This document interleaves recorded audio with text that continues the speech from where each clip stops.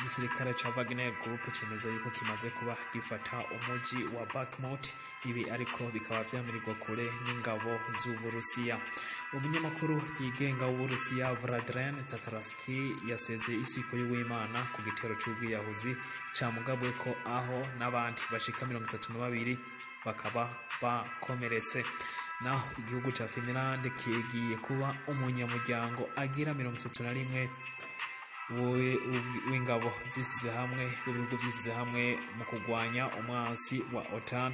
Mbega bivuze iki? Naho Igor Konashenkov asanzwe umuvugizi w'ingabo z'Uburusiya aratubwira ibikorwa vya gisirikare vyakozwe muri ano masaha ashika 28 ya operation militaire spéciale mu gihugu ca Ukraine.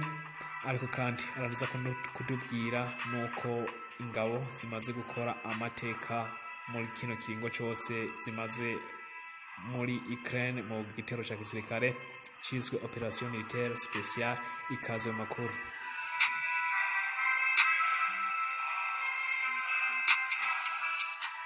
Evgeny Prigozhin ku butumwa yasize kuri Telegram kuri Uwimana yemeza ko ingabo ziwe zamaze gufata ndetse ziduza n'idarapo muri Bakhmut, igice cy'ubuseruko bwose, nyuma yuko zifashe urugamba kandi nyuma yuko zikoze urugamba rudasanzwe muri kino gice ca Bakhmut.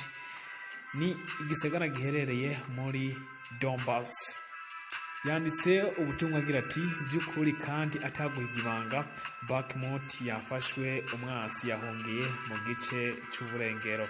Ariko nubwo aya majambo yamaze kuba yasohora kuyu wa mbere, igisirikare ca Ukraine mu nkuru z'urugamba update zigenda zitangwa nuko zahakanye ivy'iki gitero ndetse zahakanye igirifatwa ry'umuji wa Bakhmut, aho bemeza yuko ahubwo igisirikare cabo cagumye gihangana n'umwasi na cyane cyane mu bice vya Avdiivka na Bakhmut.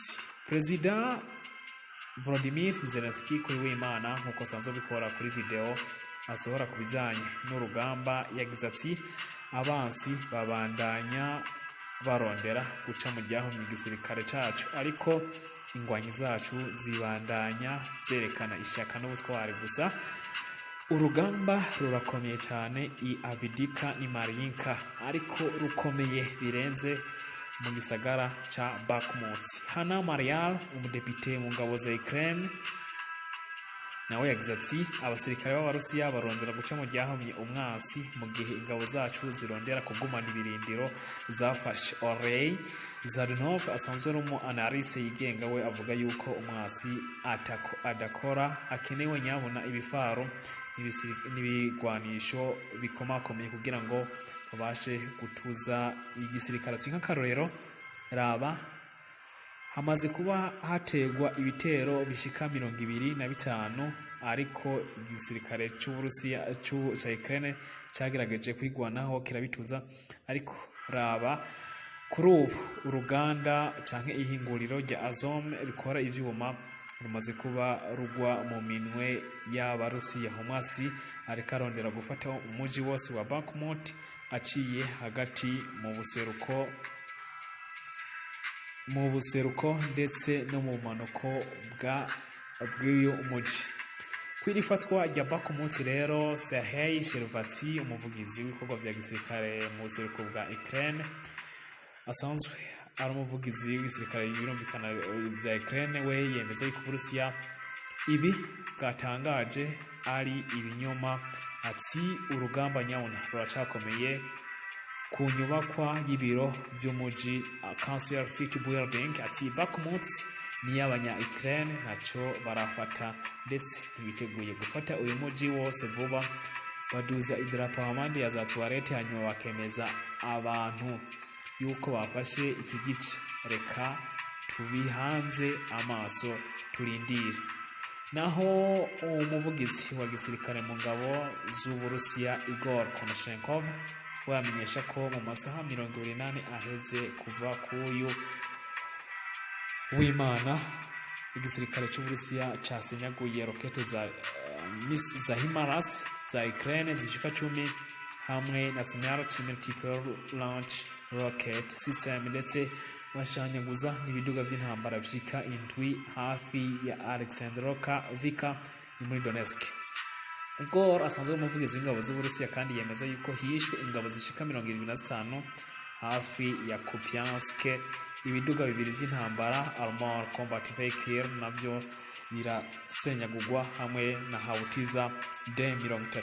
Muri Liman Krasny hishwe ingabo za Ukraine 50, ndetse muri Ukraine yose haseze yisi ingabo zishika 250 muri ano masaha 28 aheze kuva kuri w'Imana igenekerezo rya 2 z'ukwezi kwa 4 mwaka 2023. Muri Zaporizhzhia naho ingabo zishika 45 za Ukraine zasize ubuzima. Muri Kherson naho hishwe ingabo 10 na Hautiza irasamburwa, ndetse mu masaha 28 aheze ngo ahashika 79.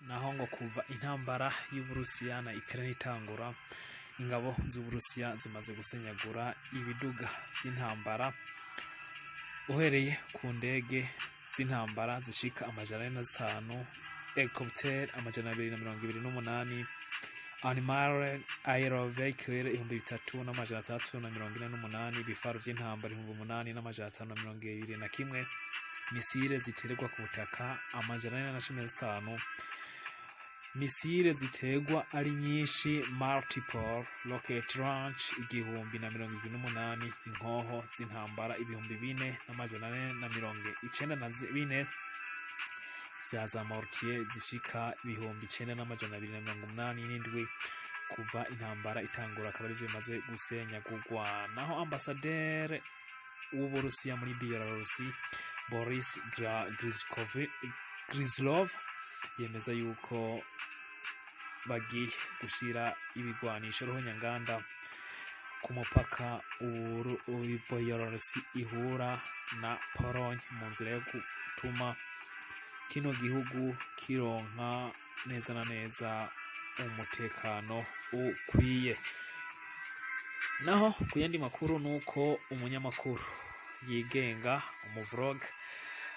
umuvlogger yitwa Vladimir Tatarsky kuyu w'Imana akaba ariho yayiciwe mu gitero c'ubuyahuzi aho yari mu gisagara ca St. Petersburg, umuji ugira kabiri mu Burusiya. Uyu munyamakuru rero akaba yari asanzwe yitwa amazina y'ukuri Maxim Fomin, akaba yishwe aho yariko aranwera akayi neza na neza muri cafeteria ya Universitetskaya Embankment ya 25, ariko nkuko vyemezwa n'umuvugizi w'ingabo umuvugizi w'ubushikiranganje bw'intwaro yo hagati mu gihugu Irina Vorovik, ngo kuri ubu baza bamaze gufata umudamu umwe mu bagirizwa buno ubwicanyi, nawe akaba atari ubundi akaba yitwa Daria Trepovoka, akaba ari we ngo yoba yarazanye kino gigwanisho catumye uno munyamakuru asezera isi. Ibi ngo bikaba vyakozwe inyuma yuko bahuje inguvu haba FSB gisanzwe ari kigo gikora iperereza ry'imbere mu gihugu ndetse n'igipolisi c'imbere mu gihugu c'Uburusiya. Abantu rero bashika 32 bakaba barakomerekeye muri kino gitero, naho uno munyamakuru yatanguye kumenyekana cyane kuva intambara z'Uburusiya zitangurwa muri Ukraine, akaba yaciye asezera isi. Tatarsky rero akaba yari sanzwe ari umuvlogger yitonda ndetse yigenga mu ntambara Uburusiya na Ukraine, akaba yakurikirwa kuri Telegram n'abantu barenga 550. Reka tubashimire ko mubanye natwe muri kino kiganiro, tubasabire mugira subscribe nimba mutarayikora kugira ngo amakuru atandukanye muze murayaronkera ku gihe, kandi basabe munasangize no video, munashire ko like ku bantu bashimishijwe n'ino video, ariko kandi munagire na comment kugira ngo tubone aho dukwiye guhindura.